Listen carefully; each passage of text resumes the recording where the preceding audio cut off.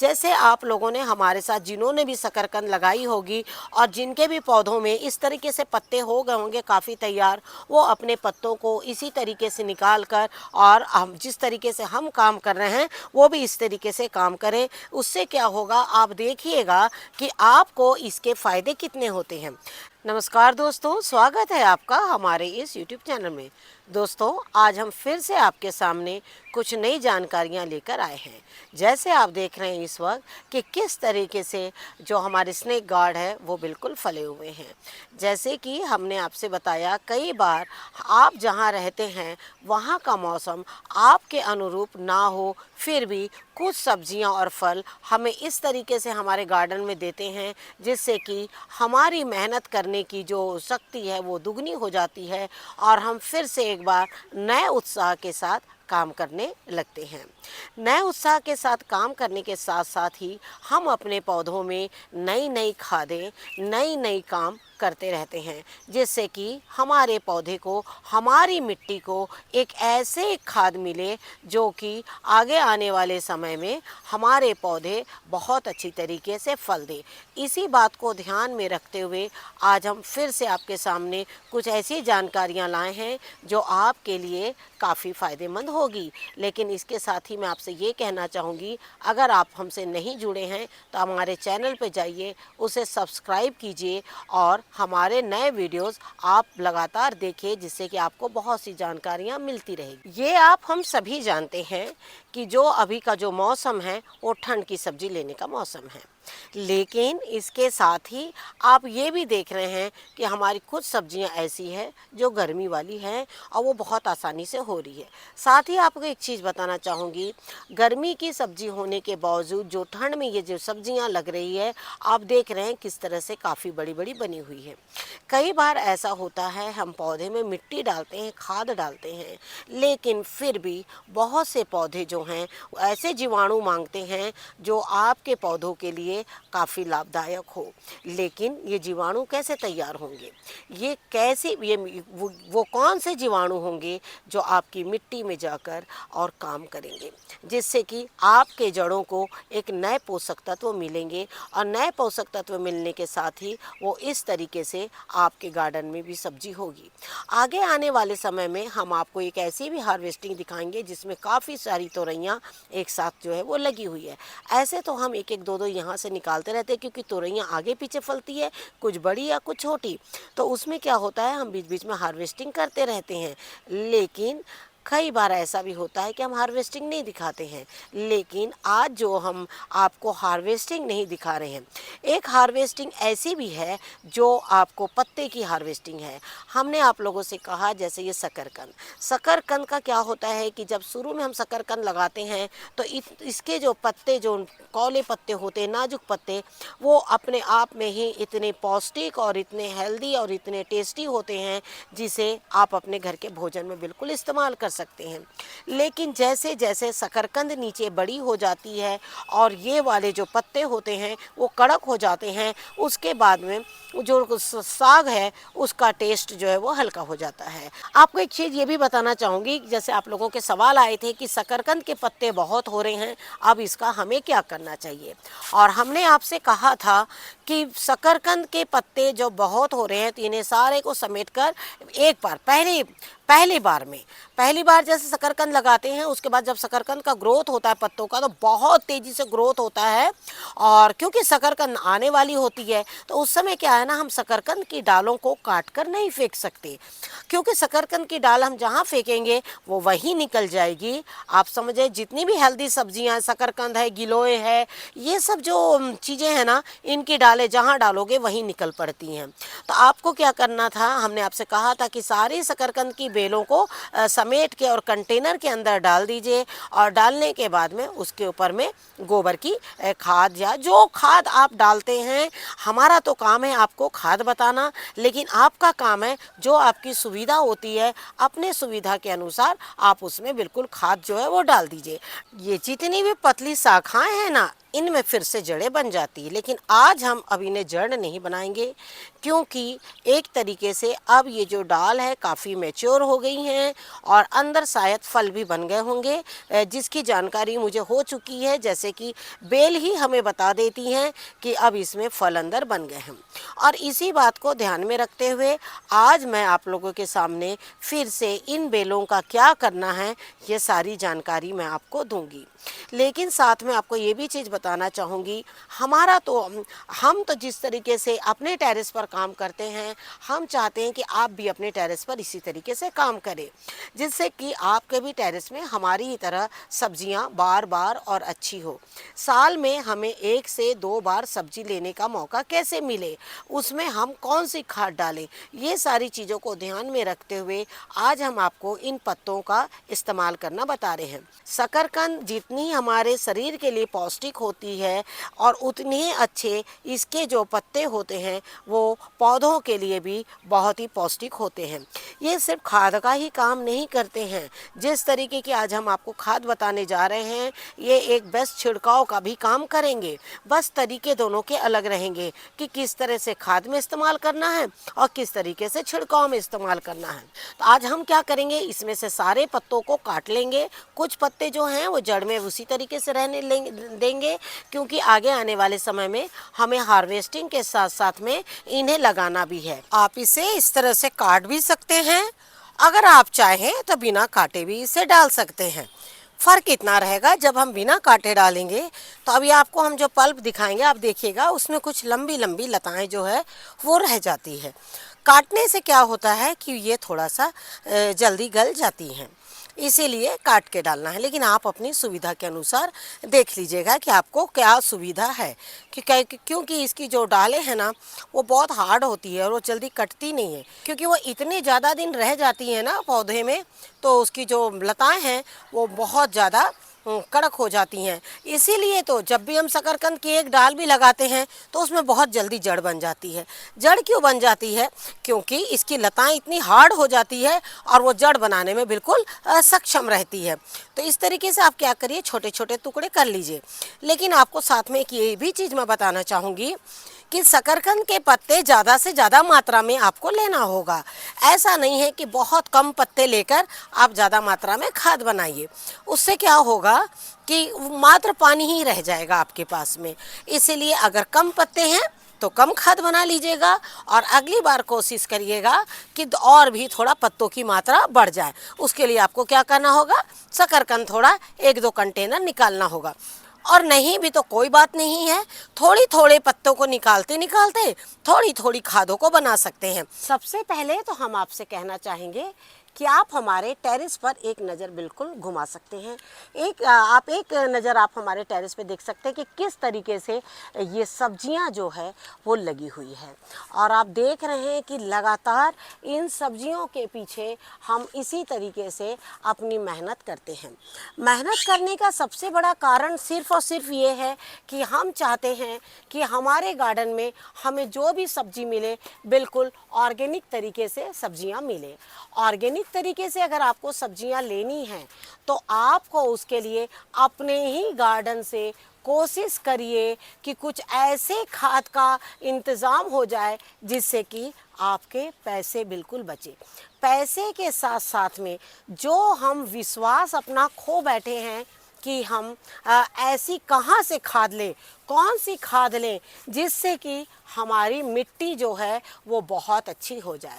तो इसके लिए आपको और हमको क्या करना है, कोशिश करना है कि हम अपने ही तौर तरीके से हम कैसे अपनी शुद्धता को ध्यान में रखते हुए अपनी खाद को बिल्कुल बनाएं। पहले तो आज हम आपको खाद बनाना नहीं, पहले तो आपको पौधों की जानकारियां दे देते हैं कि आपको किन किन पौधों में बिल्कुल खाद को डालते चले जाना है, जिससे कि आपके पौधों में इसी तरीके से फल जो है बनते रहें। आपने देखा कि हमने अभी आपको जो स्नेक गार्ड दिखाया वो किस तरीके से फल रहे हैं, क्योंकि हमने इनमें एक बार कम से कम जब बारिश थोड़ा सा रुकी थी तब हमने इसमें खाद डाला था, लेकिन बारिश की वजह से हमारी खाद जो है वो बह गई थी। लेकिन अब देख रहे हैं जिस तरीके से, लेकिन हाँ पौधों का ग्रोथ बहुत अच्छे से हो रहा है। लेकिन अब जैसे आप देख रहे हैं बारिश रुक गई है और अब हमने जैसे अब हम खाद इनमें जो डाल रहे हैं, इसका एक फ़ायदा होगा कि आगे आने वाले समय में आप बहुत अच्छे इसी तरीके से फल जो है वो बढ़ेंगे। आप सब्जियों में ही नहीं, आप फलों में भी इन खादों को बिल्कुल डाल सकते हैं। कई बार ऐसा होता है कि हम आपको जब पौधे दिखाते हैं तो कुछ ही पौधे हम आपको दिखा पाते हैं, और कुछ ही पौधे दिखाने की वजह यह है कि गार्डन में हर अगर पौधा दिखाने लगेंगे तो काफ़ी लंबा टाइम हो जाता है।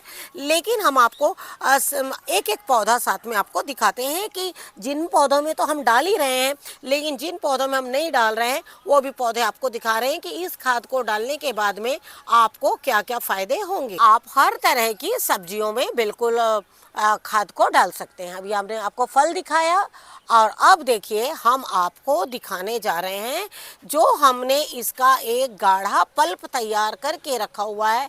पहले वो पल्प देखिए और उस पल्प को हम किस किस पौधे में डाल रहे हैं वो भी देखिए, और उसके बाद हम आपको खाद बनाना बताते हैं।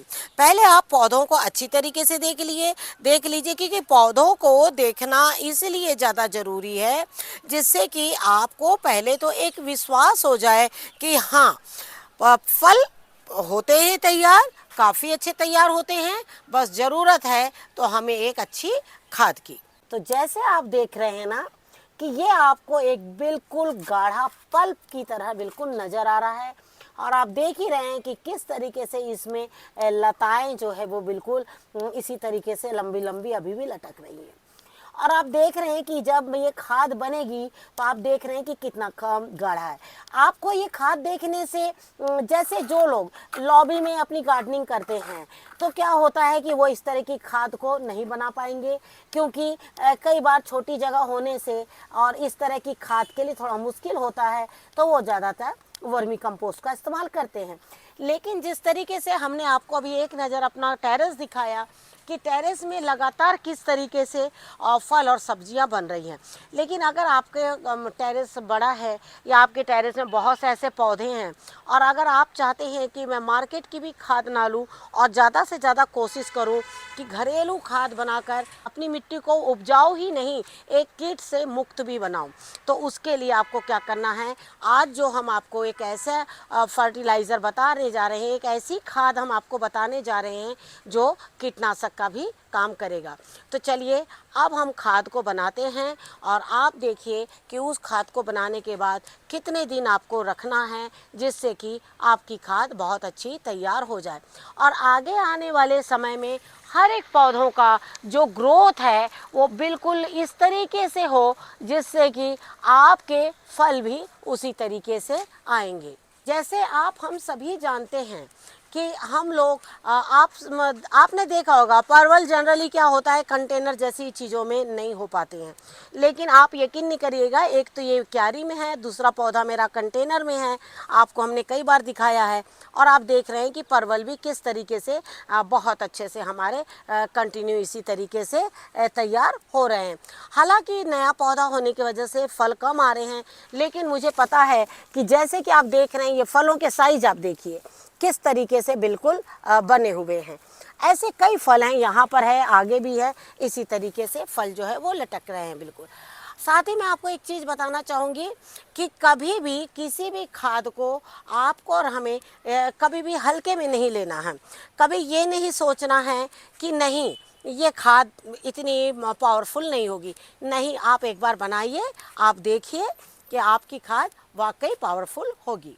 जैसे आप देखिए कि मैंने सारे शकरकंद के पत्तों को बिल्कुल तोड़ लिया है, लेकिन शकरकंद के पत्तों को तोड़ने के साथ साथ मैं आपको एक चीज़ ये भी बताना चाहूँगी कि हमने आपसे क्या कहा, ये खाद तो है ही है लेकिन साथ में ये कीटनाशक भी है। अब कीटनाशक के लिए हमें क्या करना है, मिट्टी के लिए तो हम इंतज़ाम कर ही रहे हैं, लेकिन साथ में पत्तों के लिए भी हमें इंतज़ाम करना है। सबसे पहले तो मैं आपको बताना चाहूँगी यह है गोधन अर्क। गोधन अर्क चाहे आप ऑनलाइन ले लीजिए, चाहे आप कहीं भी आप लोकल शॉप से ले लीजिए, या फिर आप किसी खटाल से भी आप ले सकते हैं। तो आपने देखा, देखिए पानी का कोई ये नहीं है, आप कम पानी में बनाइए, ज़्यादा पानी में बनाइए, और जब डालने का जो क्वांटिटी है वो हम आपको बताएंगे कि कितने से कितना गाढ़ा पल्प को कितने पानी में मिलाकर और आपको डालना है। तो अभी आप जैसे देख रहे हैं कि मैंने इस वक्त ज़्यादा पानी नहीं लिया है, इसमें मैंने कम से कम 3 लीटर पानी इसमें हमारा होगा। और ये इसमें मैंने ये देखिए 1 बॉटल पूरा जो है मैंने इसमें गोधन अर्क डाल दिया है। इसमें ये जो है आपका 500 ml, मतलब 500 ml जो है ये गोधन अर्क है। अगली चीज़ है हमारी, वो है आपकी राख।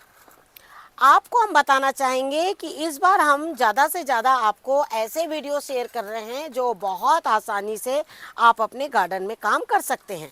और आप देख सक रहे हैं कि ये राख जो है पूरी कोयले से भरी हुई है, और इस राख को मैं इसमें इतना पूरा डालूंगी, ये देखिए इस तरीके से। और ये जितने आप देख रहे हैं इसमें जो कोयले हैं वो भी इसी में रह जाएंगे। अब आपको क्या करना, अगली चीज़ है आपको पत्तों को बिल्कुल छोटा छोटा कर लीजिए। अगर आप चाहते हैं कि आपकी खाद थोड़ा जल्दी बन के तैयार हो तो पत्तों को बिल्कुल छोटा छोटा करके आप इसको डाल सकते हैं। अब आपने देखा कि मैंने ये पत्तों को बिल्कुल इसमें डुबो दिया है, और ये इसको इस तरीके से बिल्कुल इसमें दबाकर छोड़ दीजिए। अभी आपको इसमें ज़्यादा पानी डालने की ज़रूरत नहीं है, बस इतना ही पानी इसके लिए बिल्कुल काफ़ी है अभी। और इस तरीके से आप देख रहे हैं, ये देखिए ये हो गया है। अब आपको इसको ढक कर बिल्कुल डार्क प्लेस में बिल्कुल रख देना है। अब आपको इसको चलाने की ज़रूरत नहीं है, कुछ भी करने की ज़रूरत नहीं है। आप इसको पैक करके और बिल्कुल एक डार्क प्लेस में बिल्कुल छोड़ सकते हैं। और छोड़ना कितने दिन है आपको, कम से कम 1 महीना इसको आप बिल्कुल छोड़ दीजिए।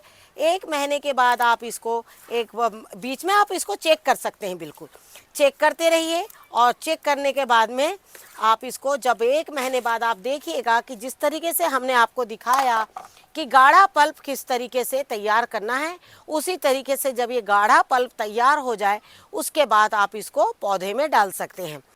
अब जैसे आप देख रहे हैं ये हमारी जो गैलन है वो 5 लीटर की है, लेकिन हमने इसे थोड़ा खाली छोड़ा है क्योंकि अब हम इसमें 2 मग जो है खाद अपनी डाल रहे हैं।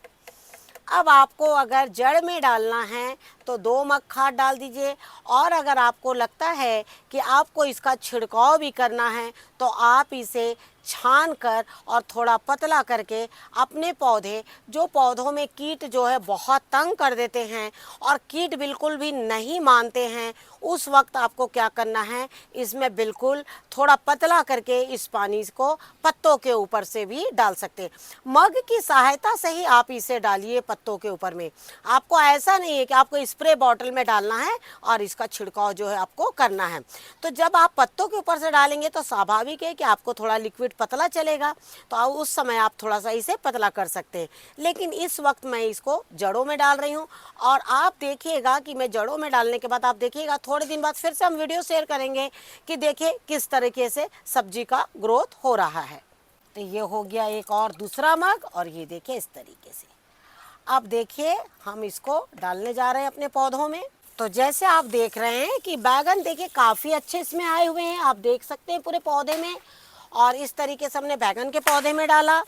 और अगली चीज़ है हमारे गन्ने के पौधे। गन्ने के पौधे में डालना बहुत ज़्यादा ज़रूरी है कि अभी आगे आने वाले समय में ये सारे गन्ने जो हैं वो बिल्कुल निकलेंगे। तो इस तरीके से बैगन हो गया, गन्ने हो गए। अगली चीज़ है हमारा सहजन का पौधा। तो आप जैसे देख रहे हैं मैंने सहजन के पौधे में गत्ते वगैरह डाल के छोड़ दिए, क्योंकि पौधा बहुत बड़ा है और बार बार वो सूख जाता है, तो उससे क्या होता है फूल जो है वो फल में जो है वो नहीं बन पाते। जो ऐसे बड़े पौधे होते हैं ना छोटे छोटे कंटेनर में, तो उसमें क्या होता है कि जैसे देखिए गन्ना जो है अब इतने छोटे कंटेनर है, फिश कंटेनर में लगे हुए हैं जैसे कि, तो हम खाद तो डाल रहे हैं, लेकिन खाद डालने के साथ में क्या हो रहा है, फल फिर भी नहीं बन पा रहे हैं। तो फल अच्छे क्यों नहीं हो रहे, क्योंकि हम खाद डाल रहे हैं लेकिन वो कंटेनर जो है ना वो जड़ से बिल्कुल सूख जा रहा है। छोटे पौधे में तो जैसे हमने खाद डाला वो बिल्कुल गीला बना रहेगा, लेकिन जब बड़े पौधे में हम खाद डालेंगे ना तो क्या होगा, खाद तो थोड़ी देर गीला रहेगा, बाद में सूख जाएगा। तो आप उसको क्या करिए, गत्तों से पैक कर दीजिए। जैसे देखिए हमने ये देखिए सहजन के पत्ते पौधे में देखिए जगह जगह पर गत्ते डाल के छोड़ दिए हैं।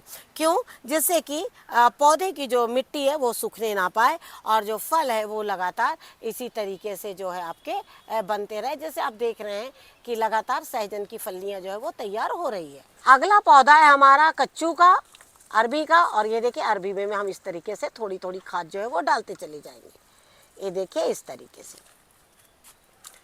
उसके बाद हमारा दूसरा पौधा है गलकी का।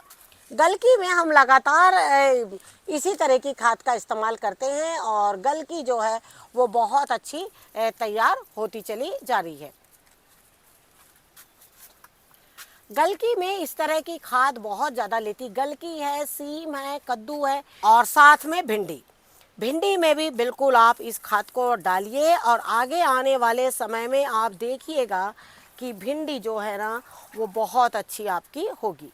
तो जैसे अभी आपने देखा ये जो सब्जियां हैं हमने आपको दिखाई कि किस तरीके से सब्जियां फल रही हैं और इसके साथ ही सब्जी फलने का वजह क्या है, इसमें कौन सी खाद हम समय समय पर डालें। हम आपको बहुत तरह की खादें बता रहे हैं, लेकिन इसके बताने की सबसे बड़ी वजह है कि जो आपकी सुविधा है, जो आपको मिलता है, जो भी हम खाद बता रहे हैं, जो आपकी सुविधा है, जो इसमें से आपको मिल जाए वो खाद बनाइए और ऑर्गेनिक पद्धति से इसी तरीके से काम करते रहिए। Thank you very much. नमस्कार, जय हिंद, जय भारत।